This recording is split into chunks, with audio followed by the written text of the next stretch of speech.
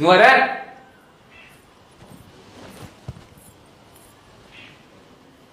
എന്ത് എന്ത് അല്ല നിനക്കെന്ത് എന്ത് നല്ലൊരു ഗൗരവം കുറച്ച് ദിവസമായല്ലേ. എനിക്കെന്ത് ഗൗരവം?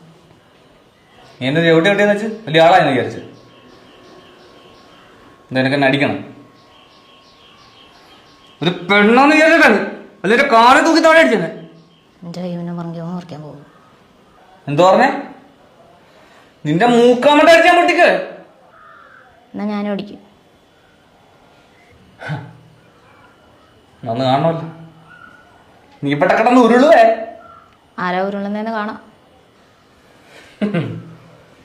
ഈ രാശനടിക്കുന്ന ആരോഗ്യം നിനക്കുണ്ടോ? എന്നാ ഒന്ന് കാണണമല്ലോ.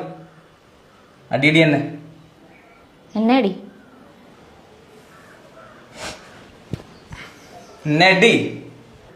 ആദ്യം എന്നെ അടിക്ക്. എന്നെ അടി. എന്നെ അടിക്കുന്നേ. ഞാൻ അടിക്കുവേ.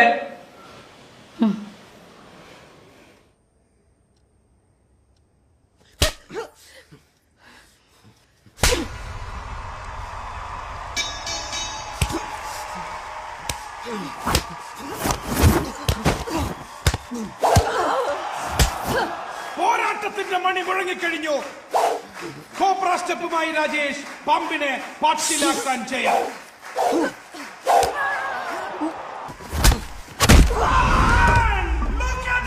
അടയാളപ്പെടുത്തുവെക്കാളുമേ ഇത് ഘടികാരങ്ങൾ നിലയ്ക്കുന്ന സമയം രാജ്ഭവനിൽ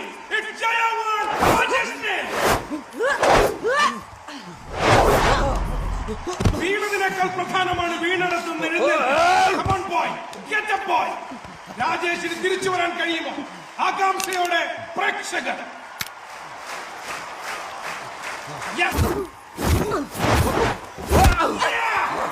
രാജേഷ് തിരിച്ചു വരുന്നു. മാർഗമല്ല, ലക്ഷ്യമാണ് പ്രധാനം. സൂത്രത്തിലൂടെ ഒരു goal.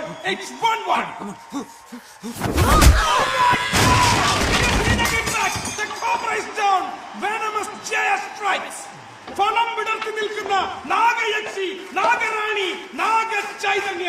I swear you will never see anything like this ever again. നിങ്ങളുടെ ജീവിതത്തിൽ ഇതുപോലൊന്ന് ഇനി ഒരിക്കലും നിങ്ങൾ കാണാനിടയില്ല.